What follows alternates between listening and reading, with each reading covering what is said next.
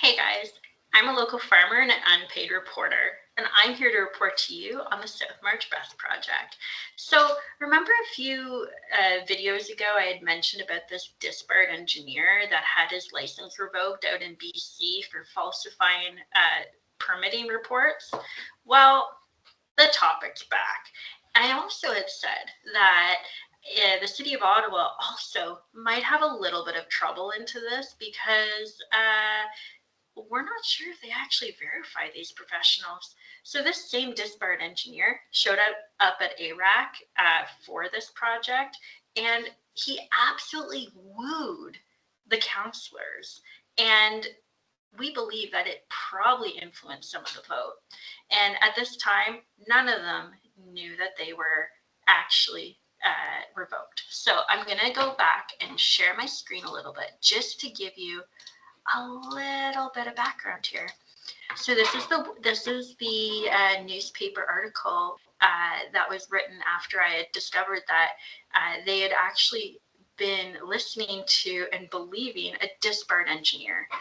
And so some people had asked, what did ARAC actually look like? How did he actually woo them? Like, how did you know? Well, let me just let you watch this. Questions for you. Hi, Dr. Ramsay. You have a PhD. I do not. So how about in 1 minute, you tell us what you just said for 5 minutes in terms that perhaps someone with a bachelor's degree, not in science, can understand. Thanks. Okay. Conclusions.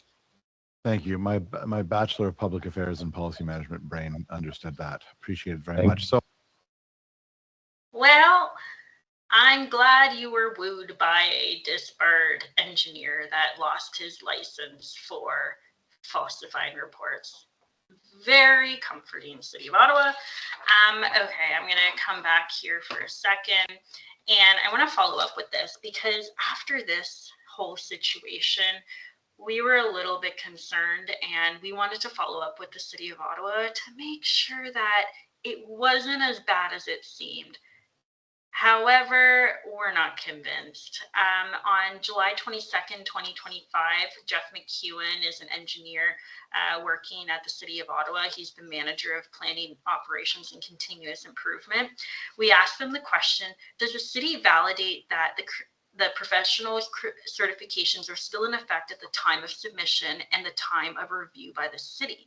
His response was, city staff are generally familiar with the consultants that produce the materials and do not verify their license status. Okay. So I gave them benefit of the doubt, gave them some time to review and maybe create some policy around this, and followed up May 6, 2026, so this week. With Adam Brown, who is the manager of development review in the rural area and is in the planning department and is actually on the South March BESS project. And I asked them the question, does the City of Ottawa still not vet submitting experts' credentials? Can you share the process? He basically answered that they ensure that they're signed off by an appropriate professional or stamped.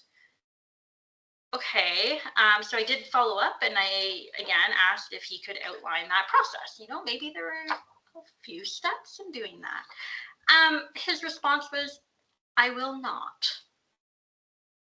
Okay, well, the reasoning behind why he answered this question this way apparently is that he had answered it already. So I'm assuming that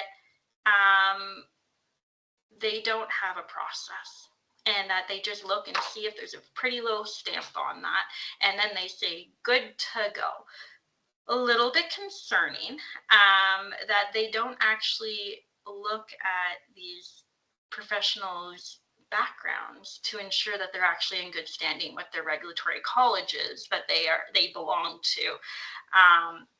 So I also want to bring us back to, I'm going to share my screen again to this one.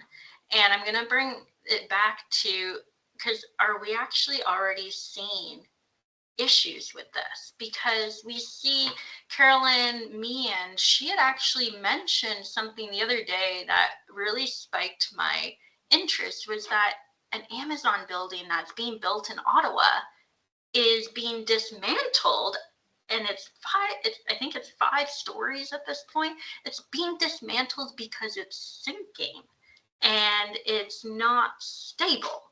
That's concerning. So I did a little bit more of a dive, and I realized that this site plan was received in 2021. It went through all of these planning documents and planning processes, and I looked, and it went to the planning committee, and the planning staff actually recommended the approval of the site plan control. And down here it says, oh, where did it go?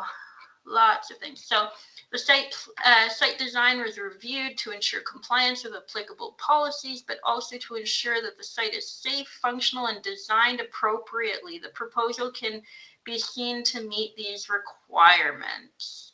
And this is kind of concerning. Again, that's my interpretation of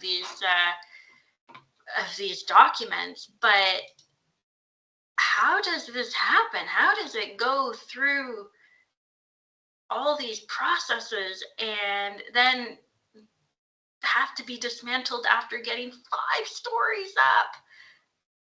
Like this went through the City of Ottawa Planning Department, and then now we're asking if they even check the credentials of these professionals and to see if they're actually in good standing with all regulatory bodies that they might be a part of. And they just kind of go off if the stamp looks pretty, and I guess if they know them and that they're familiar with them. This is not good, guys. I am raising the red flag here. Like, this is so concerning. And the fact that the City of Ottawa I'm getting absolute sass from this planning department because I'm asking these questions and asking for specific policy around this, and I'm getting, I will not.